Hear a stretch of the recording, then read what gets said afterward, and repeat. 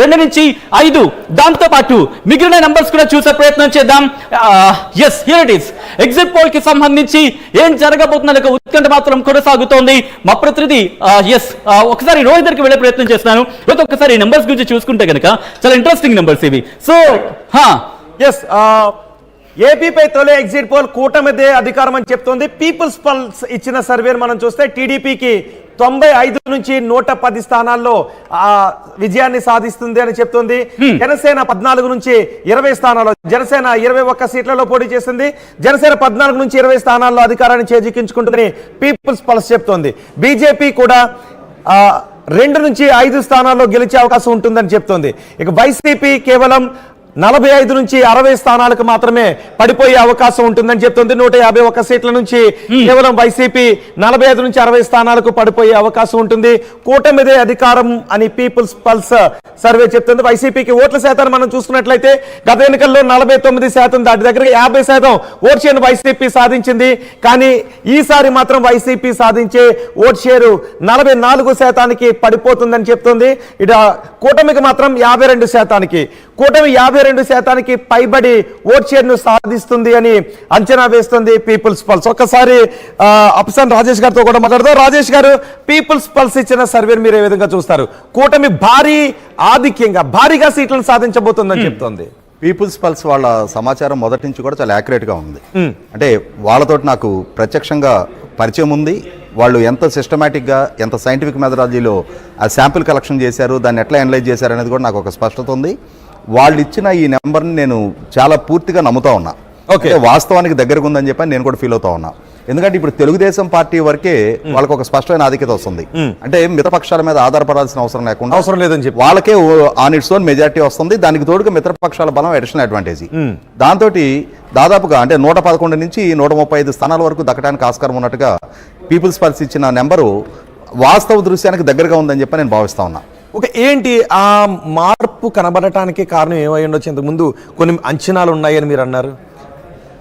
అంటే నేను ఇందాకే మొదట్లో ఎగ్జిట్ పోల్స్ ఇవి నిజం అవ్వచ్చు, నిజంగా కాకపోవచ్చు. కానీ చాలా సందర్భాల్లో నిజమవుతున్న సందర్భాలు ఎక్కువ ఉన్నాయి, 1-2 సార్లు తప్పినవి ఉన్నాయి. కానీ అన్ని ఎగ్జిట్ పోల్స్ నెంబర్స్ తప్పిండుండొచ్చు, కానీ అధికారాన్ని సాధించబోయే పార్టీ ఏది అనే విషయంలో మాత్రం ఎగ్జిట్ పోల్ ఫలితాలు ఎక్కువ శాతం నిజమైన సందర్భాలు ఉన్నాయి. సో ఈ విషయాన్ని నేను మీకు ఒకసారి స్పష్టంగా చెప్పాలని అనుకున్నాను. ఎస్ రాజేష్ గారు, ఒక పార్టీ తన అధికారాన్ని నిలబెట్టుకోవాలి అన్నా, లేదు ఆ పార్టీ తన అధికారాన్ని దూరం చేసుకోవాలి అన్నా కూడా చాలా కీ ఫ్యాక్టర్స్ కొన్ని ఉన్నాయి. ఒకటి, 2019 ఎన్నికల నాడు ఆ పార్టీ, ఆ నాయకుడు ప్రజలకు ఏం వాగ్దానాలు చేశారు, ఎటువంటి ఆశలు కల్పించారు, ఏ వర్గాలని లక్ష్యంగా చేసుకొని ఏ ఆశలు కల్పించారు వాళ్ళకి, పాలనాపరంగా 5 సంవత్సరాల కాలంలో వాటిని ఎంతవరకు నెరవేర్చారు. ఇక్కడ ఏం జరుగుతుంది? జగన్మోహన్ రెడ్డి గారు పాదయాత్ర సందర్భంగా కానీ, ఎన్నికల ప్రచార సభల్లో కానీ ఆయన చాలా వర్గాల ప్రజలకు చాలా వాగ్దానాలు చేశారు. కానీ వాస్తవంగా వాళ్ళు ఏం చెప్తా ఉన్నారు? మేము మేనిఫెస్టో 99% ఇంప్లిమెంట్ చేస్తామని చెప్తున్నారు. మేనిఫెస్టో ఒకటే కాదు ఆయన వాగ్దానం చేసింది. ఇవాళ మేనిఫెస్టో చదువుకొని మాత్రమే ఓటేసే అంతటి పరిణతి పౌర సమాజానికి ఇంకా రాలా. నాయకుడు మైక్ తీసుకొని ఏం చెప్తాడు, టీవీలో ఏం ప్రసంగిస్తున్నాడు అనేది అది డైరెక్ట్గా ఏ ఓటర్కు చేరుద్ది.